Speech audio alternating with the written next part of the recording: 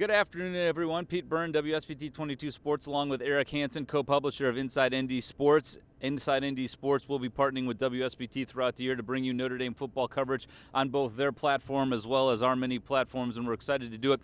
Eric, obviously a lot of excitement this week as the new season kicks off. Notre Dame opens up on the road in Ireland against Navy. I think some of the challenges of playing in another continent and in several time zones away are pretty obvious, but how you handle some of those challenges may not be so obvious, but that's something that Marcus Freeman gave us some insight into on Monday afternoon.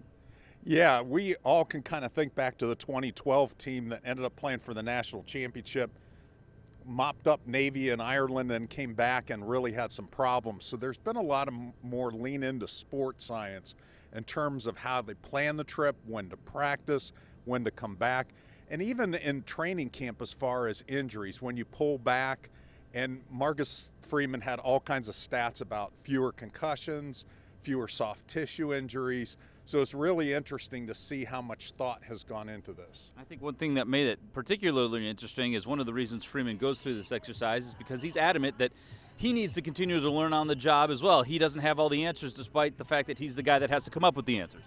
That's right, and we've seen a lot of growth in Marcus Freeman. There's much more of an imprint on the offense and the defense. He still has the mantra, question everything, so he's asking questions too, but we do see a lot more assurance in the way he goes about things, that he learned from other people, and now he's learning from a lot of his experiences in year one. Took us several weeks, really months, to get here, but now 5 days out from opening day, we do know who's going to be starting at both left and right guard for Notre Dame. Yeah, and kind of a surprise if you think about who the leaders were going in. We kind of thought, okay, Andrew Kristofic has the lead there, and probably Billy Schrouth. It ends up being Rocco Spindler and Pat Coogan. I think fans have been waiting for this Rocco Spindler moment. He's a top 50 type recruit that's finally kind of pulled to the top of the depth chart. But Pat Coogan's a huge surprise, a three-star guy that Notre Dame was a little bit lukewarm with in the recruiting process. He's a junior now, has really played well.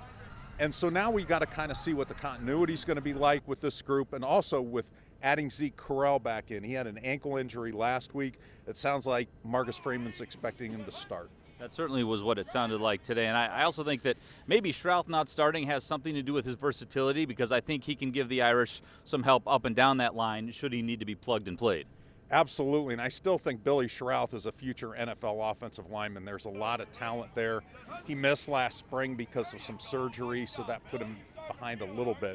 But we're going to be hearing about Billy Schrouth down the road. For years to come. All right, he's Eric Hansen. I'm Pete Byrne, and we're going to be doing this every Monday after Marcus Freeman talks to us throughout the entire Notre Dame football season. So, Eric, appreciate your time and look forward to chatting next week. Appreciate your time. I'm Pete Byrne from WSBT-22 News. For more Notre Dame stories, like and subscribe to the WSBT-22 YouTube page. Thanks for watching.